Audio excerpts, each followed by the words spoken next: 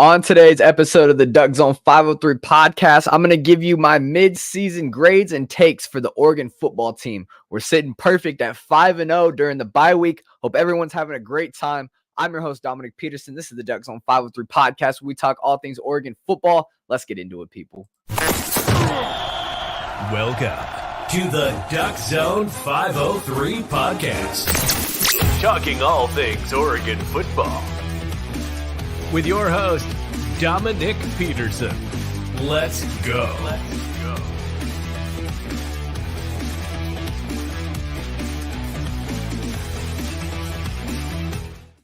Welcome into today's edition of the DuckZone503 Podcast. Today is Sunday, October 8th, 2023, and I am happy to be with you, people. Oregon has a bye week before their huge top 10 matchup against Washington. So you know what time it is. Let's go. It's time to give our mid-season grades and takes for this Oregon football team. Before we get into it, make sure you're subscribed to the podcast. I know some of you think you are.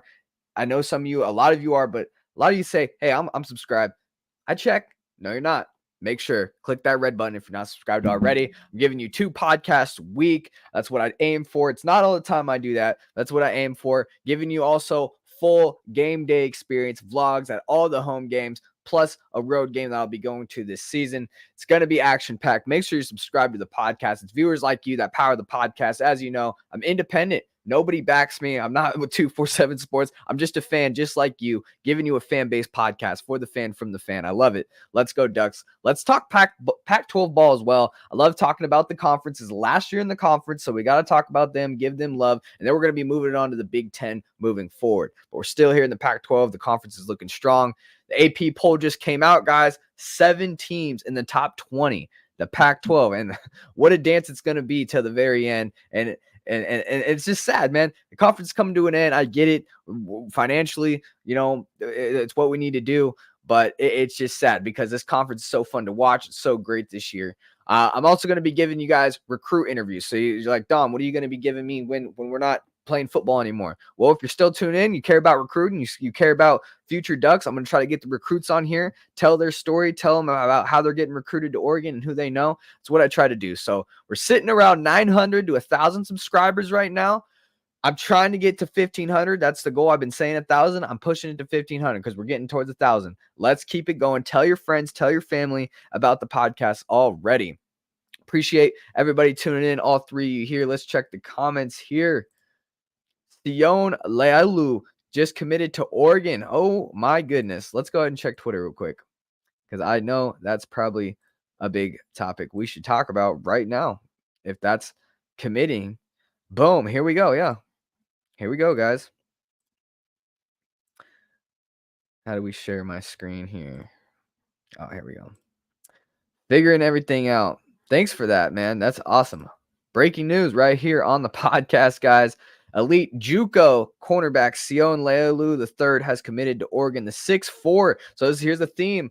6'4", 190. He's coming in at 6'4", 190. Here's a theme that Dan Lanning just loves with corners. Demetrius Martin, shout out the corner coach Yee, who he's recruiting. And every guy is 6'2", 6'3", 6'4", really long. Jaleel Florence, Kyrie Jackson are starting corners this year who have been really solid for this defense. They're always long and very athletic. Now, you always kind of worry about speed with these guys, but you've seen Oregon always got speed on defense. That's been a big difference for the defense this year. He's ranked the #1 JUCO recruit in the nation, guys. Let's go ahead and give that a like and a thumbs up. Say, go Ducks. If you guys ain't following me on social media on Twitter, Instagram, Facebook at DuckZone503, make sure you're doing that. But yeah, man, awesome there to hear. Sion Lealu III just committed to Oregon, #1 JUCO recruit in the nation, standing 6'4", 190 out of San Mateo, California. The Ducks land him over USC and Miami. Big get on the recruiting trail there. Hopefully, maybe we can get these guys on the podcast one day. That would be really cool. And thank you, Logan Turner, for pointing that out there. Now let's keep it going. Way to start off the podcast. Am I right? Let's go, guys. Just get a commitment right when we start off. That is awesome. That is just awesome. I also wanted to pull up the Big Ten schedule here. So let me go ahead and do that. That's news that kind of came out the last few days. It's kind of exciting. as you know, Oregon's going to be heading to the Big Ten here in 2024. We just kind of covered that, but the Big Ten schedule just came out the last couple of days ago. Here, I'll share my screen with you guys so you guys can see what I'm seeing here. And we're going to take a look at that, kind of go over it. So 2024 to 2028, and why it ends at 2028 is because the new media deal is, the new media deal is ending in 2028. That's when Oregon will get a full share. That's when the real big time money will come Oregon's way. And I'm sure the Big Ten will be looking to expand through these next 4 years. Let's go ahead and let's take a look at each year's schedule. Let's talk about them, talk about what we're excited about, stuff like that. You guys can give me your opinions as well. 2024. So this is a big time game. I actually looked at the schedules for each West Coast team.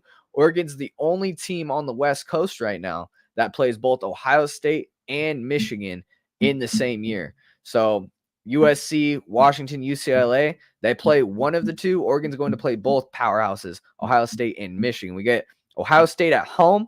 That one's owed from 2020. I had tickets to that game, got canceled because of the COVID stuff. And oh my goodness, what a letdown, and how exciting it's going to be. 4 years later down the road, we're going to get them.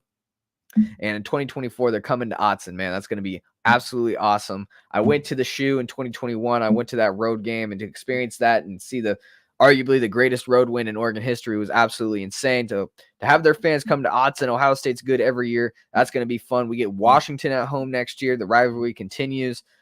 Michigan State at home, Maryland and Illinois. Those are some interesting teams far away from their place. We'll see how many fans come out. It's always going to be interesting.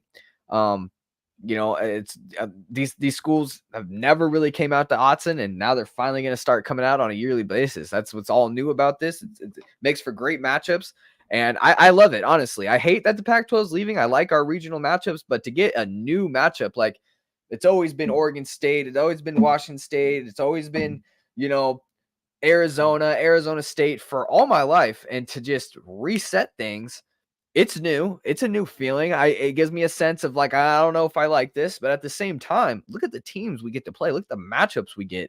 I mean, this is going to be awesome. The away schedule in 2024, Michigan, the big house. That is on the docket to go to for me. I always try to make it out to one road game. Michigan is just one of those experiences. I know a lot of Duck fans in 2007 that went to go out there and, play a Michigan team that was kind of down. We whooped on them. It's going to be fun here next year because you see Michigan, man, they're up with Harbaugh. Hopefully Harbaugh stays there into 2024 and the Ducks get a good matchup on the road. That's going to be awesome. Purdue on the road. That's never easy. I've always heard good things about the Purdue Boilermakers, especially their home field advantage. They've upset Ohio State just a few years ago there and whooped them. UCLA on the road. It's nice to see that, it's nice to see that we have some West Coast relevancy in this conference, and we get to play UCLA, one of the West Coast schools there. And then we play Wisconsin on the road. That's another road game where I was like debating, do I want to go to Michigan or Wisconsin? Personally, I'm probably going to save that Wisconsin game for later. It's just a lot farther than Michigan is. Probably a lot more expensive to get out there, but that's definitely one for me. I want to experience that third down jump. I want to experience the jump before the fourth quarter, all that. They have their shtick over there in Wisconsin. It's always fun. And we've had some great matchups with Wisconsin. Just think about the 2012 Rose Bowl. Oh my goodness. That was insane. That with the Michael James, Darren Thomas's final year, the fumble or Chip Kelly jumping up and down the sideline, pointing at the ball. 2019 Rose Bowl just recently, Justin Herbert. We all seen that and what a classic game that is. So that the Wisconsin-Oregon matchups are just going to be insane. Let me tell you. We got Cole. What's up, Cole? Go Ducks. How we doing, buddy? Yes, sir. Go Ducks. Can't wait to get into it, man. Can't wait to get into it. My man Cole, go Ducks. If you guys want to comment your thoughts, let me know. What are you guys excited about for the Big Ten? 2025, moving on here. We got the home schedule. Indiana at home. That's going to be interesting. Minnesota at home, and the Golden Gophers come to Autzen. Again, these are two fan bases that probably a lot of them have never experienced Autzen, so it's going to be fun to get these guys out there. Not sure how much travel there'll be because it's so far. Again, distance plays a factor in the wallet here, but there should be a good amount of fans coming from these schools. I'm sure they want to experience the West Coast a little bit. Then you got USC. Good to have that West Coast, relevancy, playing USC at home. That's always a good big time matchup. And then Wisconsin comes to Autzen. That's going to be fun as well. Away games here in 2025. You got Iowa on the road. Anybody want to travel to Iowa? I mean, man, that's going to be an interesting experience if anybody goes to Iowa. Northwestern, that's far, far away. Penn State, that's probably the game everybody's circling for 2025. If you're looking to travel, you're looking to go experience another university. Hopefully it's a whiteout, right? Penn State, that's one that everybody's kind of circling there. Rutgers, yeah, I mean, if you want to go see New York or something like that, go see that game. But that is far away, man. Oh, and then we got Washington away in 2025. It's good to see that rivalry every year. Got to keep that around. Everybody wants to see the Beavs. I get it. I want to see the Beavs in a non-con game every year, and I'm hoping that gets figured out. I'm really hoping that gets figured out. All right, 2026.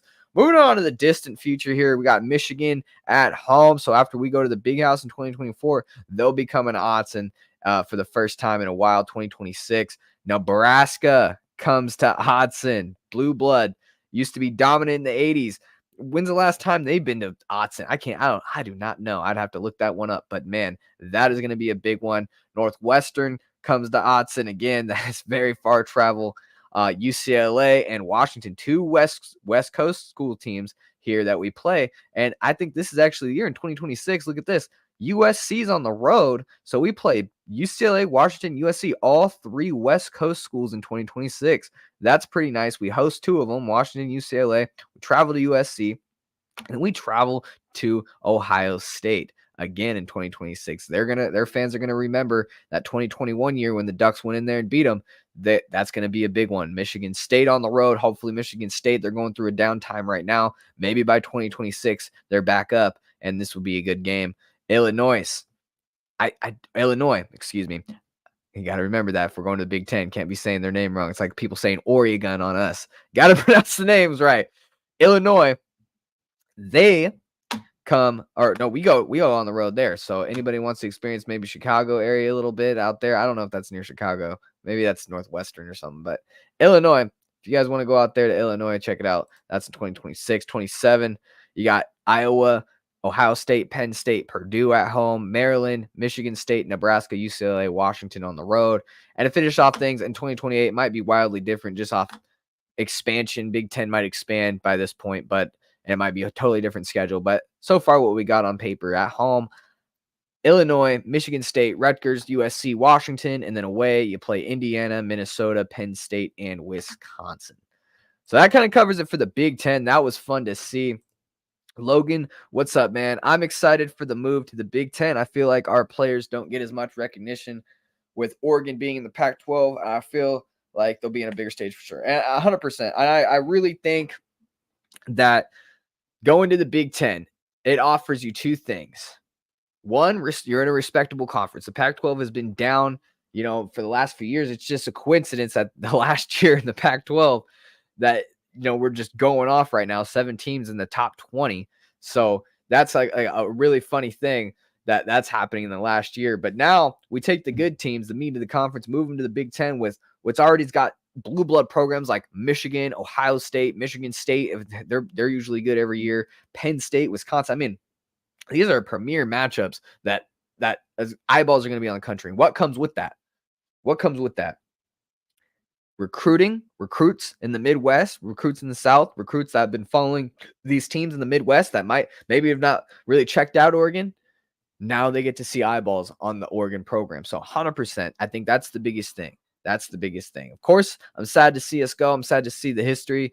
A century, guys. Over a century, the Pac-12 has been around. But, it's good to see. It's definitely good to see that we're going to see some dope matchups.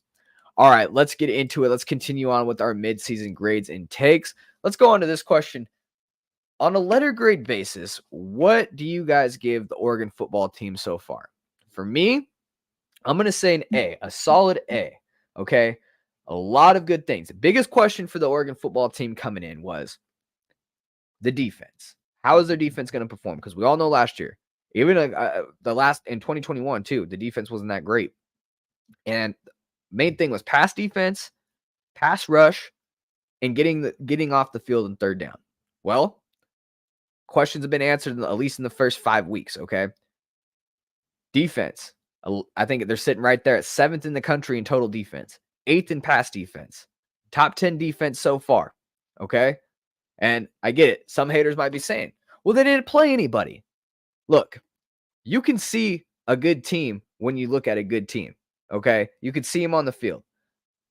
The Kansas City Chiefs, I love Josh Pate's point here. He says you can run the Kansas City Chiefs out there against a bunch of beer cans, and the Kansas City Chiefs can steamroll them, and they'll say, though they haven't played anybody. That's not a good team. Point being, you can spot a good team through stats. You point out a good team through on the field. Just watch them. And this defense is fast, noticeably faster than last year's. This defensive front can get after it. Last year, 18 sacks all of last year. That was a 40-year low in sack rate for this Oregon football program. You know how many sacks they have this year already through 5 games? 18. They've already matched the production of sacks they did all of last year through 5 games this year. And I think that has a lot to do through recruiting. Dan Lanning, he brought in 10, a total of 10 in the 2023 class, the last one we just had. 10 freshmen were offensive linemen or defensive linemen. And we just talked about going to the Big Ten, guys, where you're going to need those big, meaty guys up front. How do you build your team? Are you like Lincoln Riley? Do you just go get skill position players but have nothing up front? Or do you build it like Dan Lanning from up front out? And Dan Lanning's doing it the right way. He's been on national championship teams going as far as the 2015 Alabama, being an assistant there. Going to Georgia and building one of the best defenses college football has ever seen in 2021, sending 15 first-round picks, being part of that defense. Dan Lanning's been there. He's seen it. He's done it from the ground up. And I think you're seeing that in year 2 of Dan Lanning. Year 2, the returning players get that, they're a leader now. They feel more comfortable in the system. And then you added all the talent through the transfer portal. I mean, let's talk about Jordan Birch, right, on the defensive end. This guy's insane. Insane. Mateo Ugiagle, the freshman. Tatum Toyota, the freshman. Both edges. These are 2 edges, guys, we did not have in the rotation last year. We had to rely on DJ Johnson to get a sack almost every play, or Brandon Dorless to get a sack every play. These guys weren't coming out of the game.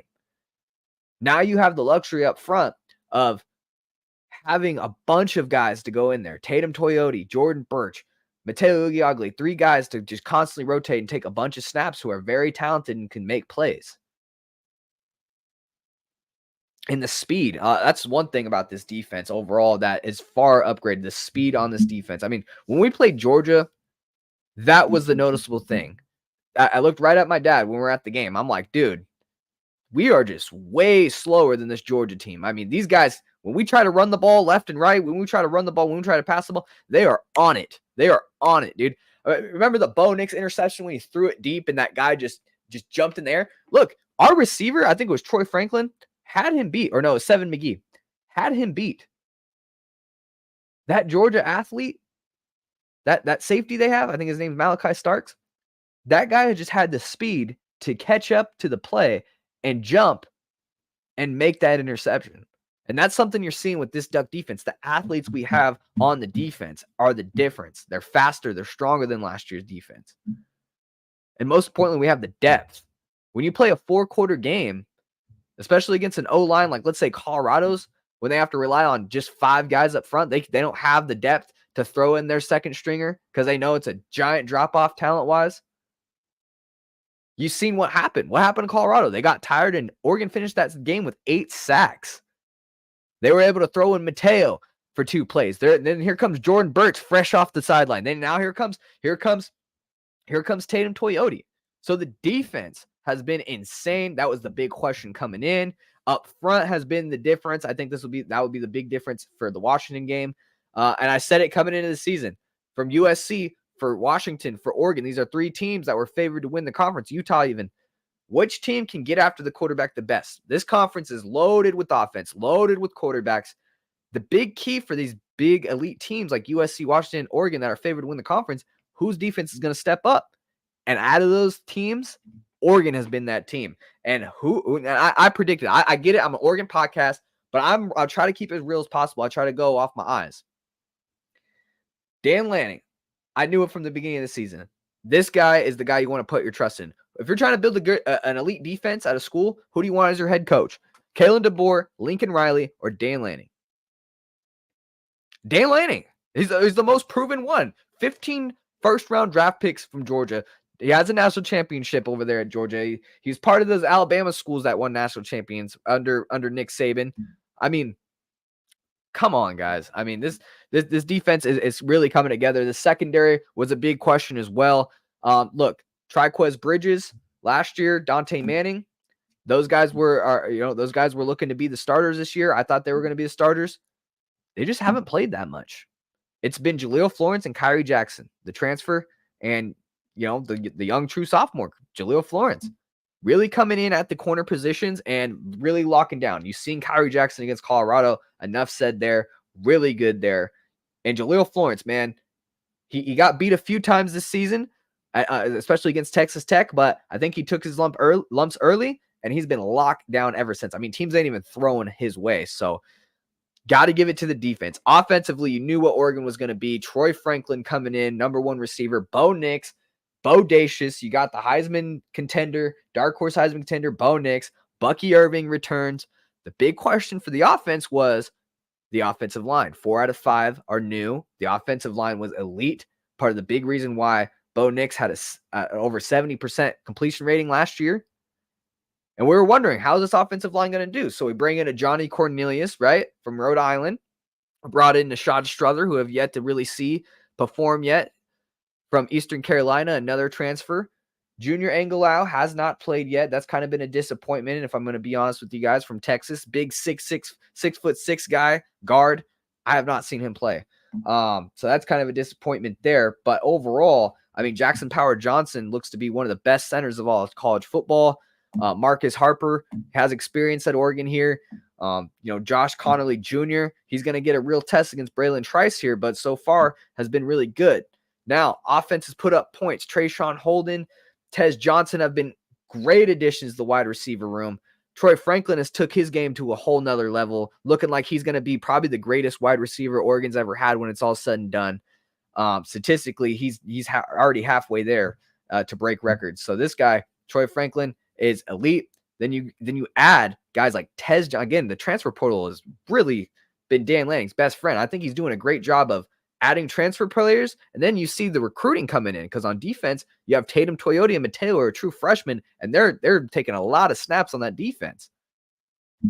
I mean, it's been good. That's good to see guys like linebackers like Devin Jackson step up. Jeffrey Bassa has made plays this year.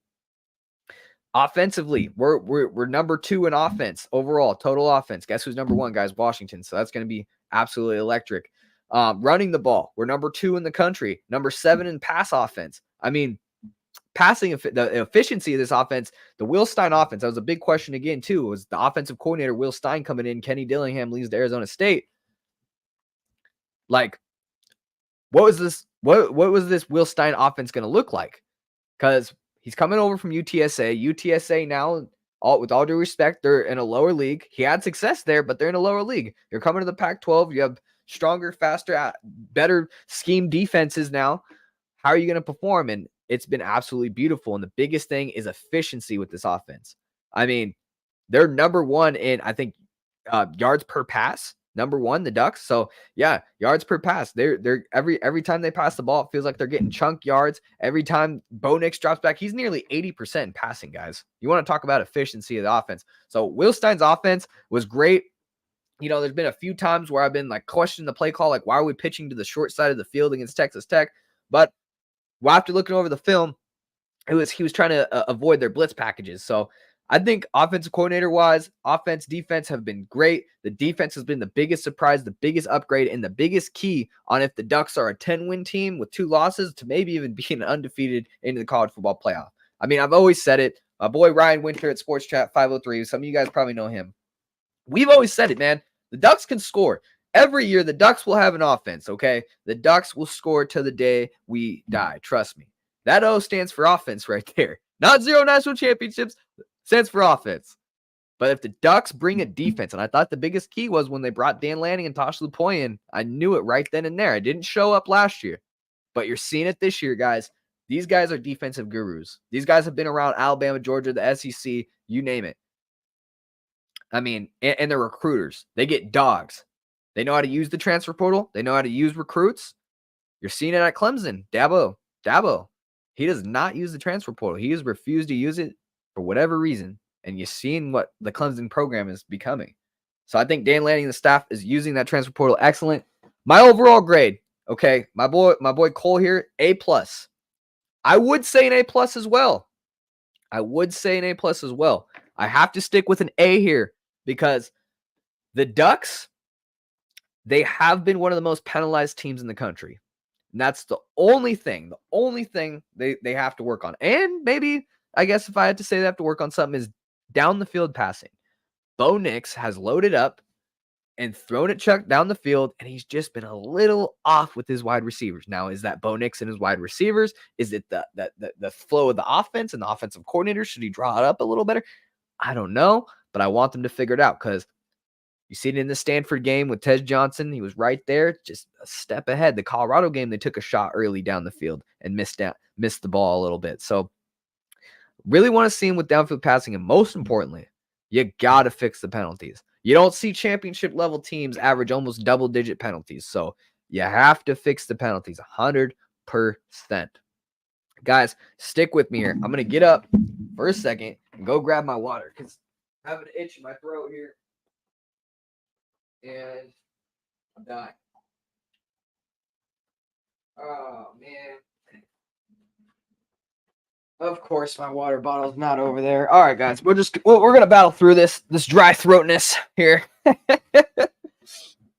Hoping my water bottle is just around the corner. It's not. All right. Well, I'm gonna go ahead and give an A. My boy Cole here gives an A+. Yeah, I have to stick with an A. I just want to see the penalties get fixed. Maybe fix some downfield passing a little bit. All right. So we were just talking about the transfers, right? A whole bunch of transfers. Who has been the best transfer so far for the Ducks? And I'll let you guys comment what you think. Okay, we had a lot of them. We have Jordan Birch, 5 stars. Edge has been a huge one. Kyrie Jackson at corner. Tysheen Johnson at safety has been huge. Which one am I going to go with here? Those are 3 pretty good options. I think I'm going to go with Kyrie Jackson. Kyrie Jackson for me, for my biggest transfer is because the pass defense was my biggest question coming in. We lost Christian Gonzalez, first rounder. That was really tough. And how we replace that? Who's going to come in? Who's going to make plays? How do we replace Christian Gonzalez? A guy like that. And Kyrie Jackson came in from Alabama, an unknown. He was a 4-star out of high school. Played a little bit, started a couple games there, but kind of fell out of the rotation. Finished at Alabama with just 6 tackles. So he was a big question mark. We didn't know about him. I liked his frame. I think he's standing around 6'2", 6'3", 6'4", around there. So really tall, long arms. I wanted to see it in action. And you see him go against Colorado and Xavier Weaver and a lot of those really good wide receivers they have over there, and he shut them down. I mean, he finished with the PFF grade near an A. He had a B+, 86.7 PFF grade. So Kyrie Jackson has been locked down when we need him, and we all know we're going to need him against Washington. So biggest transfer we landed this last offseason so far in the midseason, it feels like Kyrie Jackson's a big one in that corner position. All right, next question here. Who has been the biggest freshman so far for the Ducks? And I think I've highlighted this already. In my opinion, the biggest freshman this year has been Mateo Ugiagale and Tatum Toyota on those edge positions, because those guys, in my opinion, are the biggest reasons why we're seeing that sack rate go up this year. For one, they're just pure athletes. They're really fast off the edge. They can create pressure themselves as a player, which gives Brandon Dorless, a defensive lineman right there in the middle, one-on-one matchups. Instead of getting double team and having to fight through double teams like he was all of last year, instead of the offensive lineman just focusing on 2 good players, which was DJ Johnson and Brandon Dorless last year. So Oregon was not able to get any sacks. I mean, no disrespect. Look, guys, Trevin Ma'ai was the other defensive end, Trevin Maai. So, and I'm not trying to disrespect anybody, but Mateo Uiagalelei and Tatum Toyota as freshmen are far upgrades from Trevin Maai. Then Brandon Dorlus comes back. The Casey Rogers comes back. Taki Tiamani comes back. These are experienced players. Year 2 in the defensive system now. That defensive line is great. And I think Mateo Uiagalelei and Tatum Toyota, if you don't know, Tatum Toyota is the coach's son. Tony Toyota is the defensive line coach. So he's a coach's son. He was ready for this coming in. Mateo Uiagalelei, he's a coach's son. He's not an Oregon's coach's son, but his father Dave is definitely in the coaching realm, and he grew up in that realm. So I definitely think the freshmen Mateo and Tatum have been big differences for this Oregon defense. Let's go here.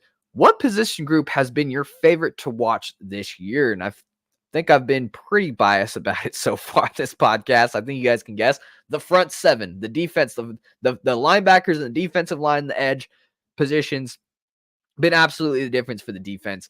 All due respect, that secondary has been just as impressive. I love what I'm seeing from the secondary. Jaleel Florence, Kyrie Jackson have definitely stepped up this year and been awesome. Tysheem Johnson has been by far the guy who's played the most on this defense, and he leads the team in tackles. He's probably going to finish the year leading the team in tackles. I love what I'm seeing from the secondary, but the main difference is that front seven, okay? You're going against Caleb Williams, Michael Penix, Shedeur Sanders. You're going to have to get pressure in these guys' faces. What happened to Shedeur Sanders? He got sacked 8 times. He has held 156 yards. A guy that averages nearly 400 yards passing was held 156 yards due to the pressure. Now, Kyrie Jackson played phenomenal. The secondary played phenomenal. But look, without that front seven getting in that quarterback's face, trust me, it's going to be a lot harder to cover those wide receivers the way that secondary did. So, got to go with the front seven. Been very impressed with the front seven of the defense so far. What individual player has been your biggest surprise?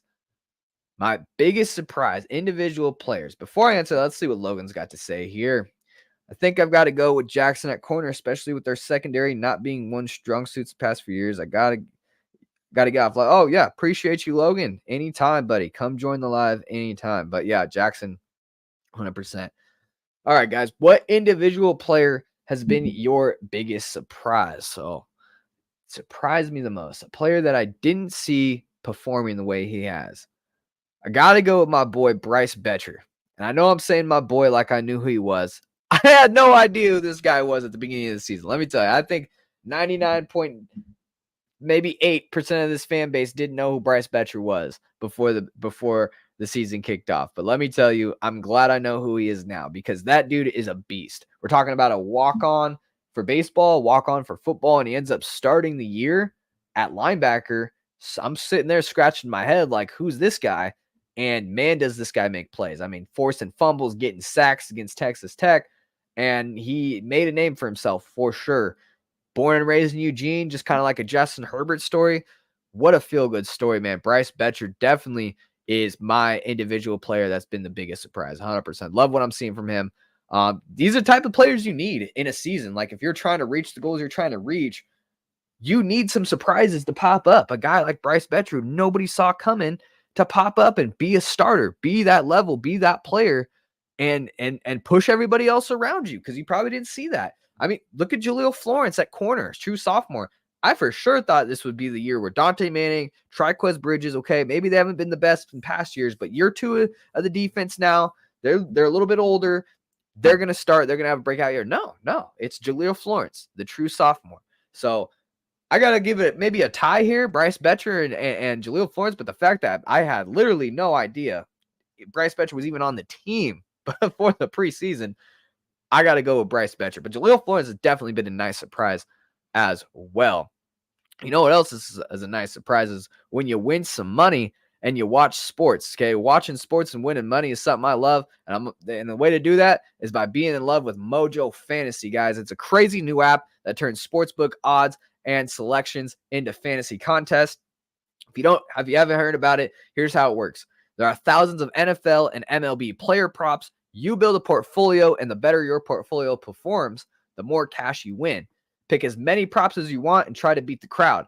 It's a whole new way to play fantasy. The props act like stocks, so you can buy and sell live, all game long. It's the only fantasy app that lets you make moves after the game starts, so you're not stuck with a bad pick. You can cash out on a hot start or just hang on and let them ride. Cash contests are based on real sportsbook odds. Get the same live player prop selection odds and cash outs as Mojo's New Jersey Sportsbook. You can trade sports like stocks. You control the action, ride your picks, cash out, or enter new positions instantly. And there's no house advantage. Beat the crowd by building the biggest portfolio to climb the leaderboard and win cash prizes. That's it, guys. Make picks, make moves, make money. Download now on the Apple App Store and use my code DuckZone for a 100% deposit match up to $100 for your first time deposit. Link in the description for more. All right, we're going to continue on here. Mid-season grades and takes for Oregon football. It's the bye week. I thought this would be fun to do with you guys.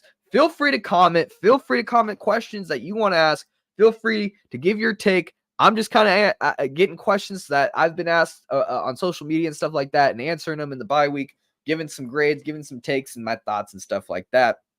I want you guys to give me 30 seconds because I am for real dying off water. Actually, you know what, guys? I'll be back in about 24 seconds. This video is 24 seconds. If you guys want to support the podcast, remember I said I'm not backed by anybody. This is independent media. It's my own podcast. I'm just a fan, just like you guys, giving my take. If you guys want to support me in any type of way, you got some extra cash, and you want to support it, here's a way to do it right here.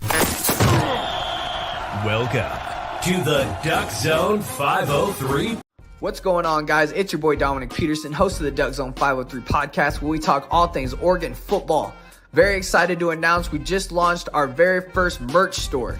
Men's and women's t-shirts, hoodies, sweatshirts, stickers, phone cases, mugs, and cups are all sold at DuckZone503.creator-spring.com. If you want to go grab one of those today, that's DuckZone503.creator-spring.com.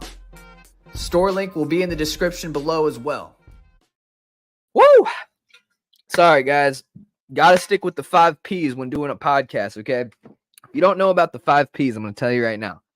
And this can just be a life lesson, actually. It doesn't even have to do with podcasts. But what I didn't do, I did not follow the 5 Ps. 5 Ps, guys. Proper preparation prevents poor performance. So let's repeat that. Proper preparation prevents poor performance. The 5 Ps of life. What I didn't do, I did not prepare for this podcast by not having my water bottle next to me. So my performance of the podcast just went downhill. No, we're still good. We're still carrying on, guys. We're all good. But man, when you talk a lot on a podcast and that dry throat kicks in and it starts burning, woo! It's a different kind of burn and itch of your throat. That water feels nice. All right, let's continue on, guys. What game was your favorite to watch so far? Now, there's only really 2 games that I can pick here. Texas Tech was absolutely fireworks. A great way to win the game. End of the game interception. Brandon Dorless getting the pressure. We were down in the game. We come back. Or I can go with Colorado because I was at that game. I was there. And we put the whooping on Deion Sanders. And by fact, I think that was the second most watched game in college football, if I'm correct. 10 million plus eyes on that football game. And the way we handled it was awesome. Colorado or Texas Tech. I think I'm going to go with Texas Tech, though. Even though I wasn't at that game and we were down and stuff, just the way we came back, the ride of emotions, at the very end, getting the pick 6, and it was a road game, the fight and resiliency of the team. Got to go with that Texas Tech game. But that Colorado game was very fun. That was a party out there in Eugene. So that was awesome. But just the way that Texas Tech game went, was really cool. Okay, let's see. Cool. How are you, buddy? I am doing awesome. I hope everybody watching is doing great. We're going to continue on with these mid-season grades and takes for Oregon football. Let's do it. All right, another question here. What game are you most looking forward to on the schedule? Now, there's a lot of good ones looking up ahead, but I got to go with the very next one here, Washington, for a lot of reasons you can point to. First top 10 matchup in over 125 years. I mean, are you kidding me? This rivalry's been around for over 125 years. The first time where both teams are top 10 good. Over the past, we'll talk about this in our preview prediction episode on Wednesday with our special guest. We'll look at the history, but 70s and 80s, Washington absolutely dominated the Ducks. Now you go into the 90s where it was about 50-50. Washington won some years, Oregon won some years. Then you got into 2000 to 2010. Oregon put it on them. I mean, we're talking 12 straight years Oregon was winning and went to national champions, Rose Bowls, win Pac-12 titles, while Washington was down in the dirt. So you got this mix of old Washington fans and old Duck fans and new Duck fans and new Washington fans that just have total separate experiences of a fan against these schools. So it makes for a great rivalry. And the first time it's becoming now, and it's great that we're taking this in the Big Ten, where Washington and Oregon are becoming good at the same time. And recruiting, Washington's really getting good at recruiting now. Oregon, always been good on the field the last few decades, and Washington's starting to get there now. They're going to be in the Big Ten. They're going to be getting the same amount of money as Oregon, just about. So it's going to be a battle with these two moving forward. And this next game is just going to be College Game Day being there. Both teams undefeated. You got the quarterback storyline. I mean, this is just awesome. With USC kind of looking a little weaker now, more than I thought. I knew they were going to have a good offense, but that defense still looks really bad. I mean, they almost lost to Arizona. Arizona looks better than expected, but still, man, USC just doesn't look that great. So I got to go with the Washington game. That's the one I'm most looking forward to, the next game, and it's going to be absolutely insane. What's your take on offensive coordinator Will Stein so far? Give him a letter grade as well. All right. I did have my doubts at times, but I do like him so far. He statistically has Oregon top 5 offense, right? Bo Nix leads the country in completion percentage. He's creative. If I had to get a letter grade, I'd say A-. Okay, A-, because there's been times, especially in that Texas Tech game, where the offense felt a little stagnant. It felt like Texas Tech kind of knew what was coming. I kind of want to see Bo Nix run the ball a little more. Now, I get it. I get why you don't want him to run the ball. So stay away from injury and stuff like that. You want to keep him up and keep him ready for more important games in the season. But, those are maybe just some critiques I throw out there. But other than that, man, he's been creative. He's really efficient in his offense. He's got these guys going, man. I love what Will Stein is doing. Now, Kenny Dillingham, I thought that was a big loss. I thought, I love what Kenny Dillingham did here, but it really hasn't been much of a drop-off, if at all, with Will Stein here. So that's been awesome. I'd say A- for Will Stein. The defense has definitely looked better than last year. What do you think caused the jump we see from the defense so far? So, yeah, I kind of hit on this one already. Oregon's sitting top 10 in total defense and pass defense. My answer is the front 7, okay? Last year's front 7, 18 sacks. 18 sacks all of last year. That was a 40-year low in Oregon football history. This year's front 7 through 5 games, 18 sacks. We've already hit the amount of sacks that we've gotten last year. So that just tells you that front 7's getting after it. They got speed up front. They got, most importantly, depth that they didn't have last year with Tatum Toyota and Mateo as freshmen. So, yeah, that front 7, I'd say that's the biggest jump for this defense so far. Let's see here. The offensive linemen replaced 4 out of 5 up front, and it appeared to be a position group that was questioned coming in. What's your take on them, and how would you grade them so far? Yeah, I kind of hit on this one already too. They've been phenomenal. Okay, Jackson Powers Johnson is rated as the nation's 2nd highest rated center according to PFF grading. They have only given up 3 sacks all year, which is a drop off from last year. Last year they only give up 1 sack through 8 games, but that's almost unheard of. 1 sack through 8 games, that was almost unheard of. And 3 sacks through 5 games, that still puts you an A+ rating. For the offensive line, guys, letter grade A+++. I mean, the offensive line, that was something I was a little bit worried about. How fast do these guys gel? How good do they perform? They're all brand new guys except one. Hey, they have done nothing but perform, man. Very well, very well. Now, they're going to be going against some better defenses here. Braylon Trice for Washington is one of the best edges in all of college football. Josh Connerly on the road didn't necessarily perform the best at Texas Tech, had a few penalties. He's gonna have a real test here, so that's something to watch. Here we go. Oregon has done many things well so far. What are some things you feel they need to improve on moving forward? Ooh, great question, guys. If you guys got some questions, let me know. My answer, I've hit on this one as well.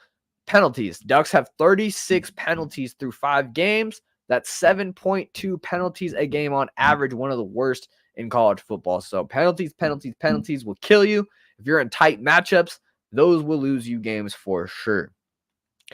The Ducks are sitting at 5-0, undefeated for the first time since 2013. Does this change your projection of this Oregon team?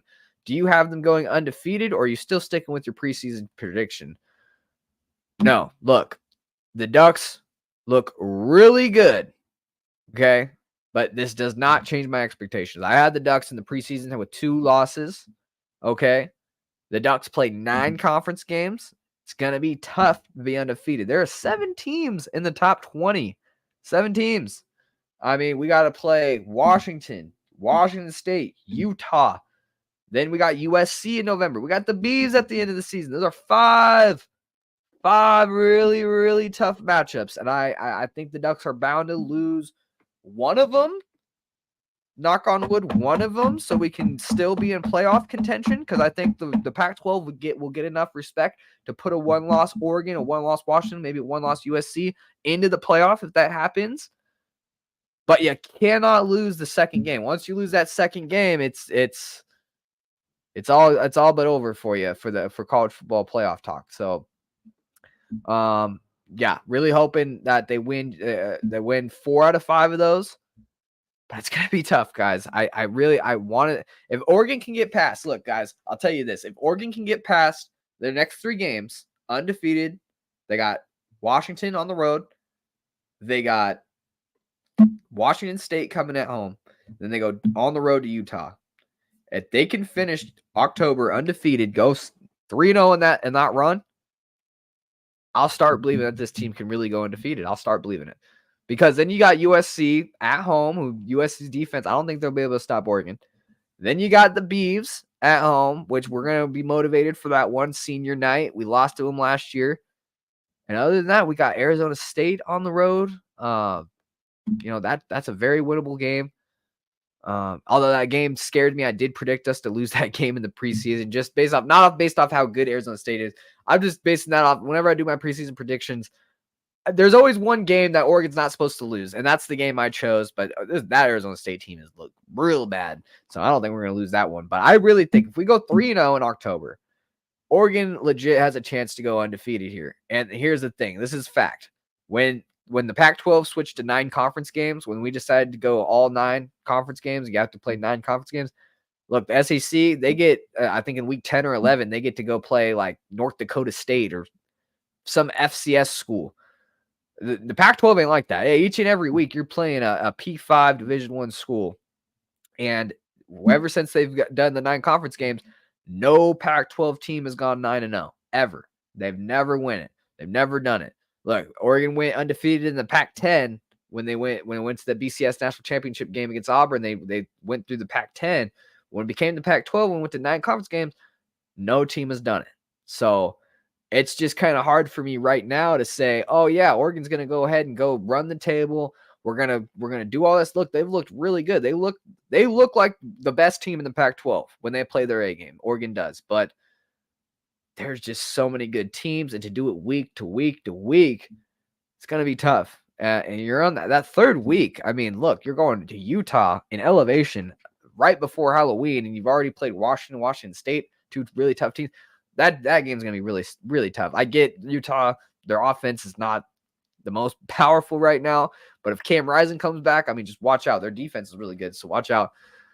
But yeah, man, I just that doesn't really change my prediction. The question was with what I've seen so far, does this change my prediction in the preseason? No, I still have them losing 2 games, guys. I hate to say it, but to go 4-1, that's really tough. 3-2 is really realistic to me. I can see them dropping 3 of those 2 that the teams I mentioned that we still have to play that are really good. But if the Ducks go 3-0 here, watch out. I really think this could be something special. I think that's all the questions I have, unless anybody wants to drop a last second comment here. But that's all the questions that I had on the docket here. We're reaching 50 minutes. That's usually what the time I go on. I appreciate everybody tuning in. I really do. Once again, guys, I'm your host, Dominiqk Peterson. This is the DuckZone503 Podcast, where we talk all things Oregon football. If you haven't already, hit that like and subscribe button down below.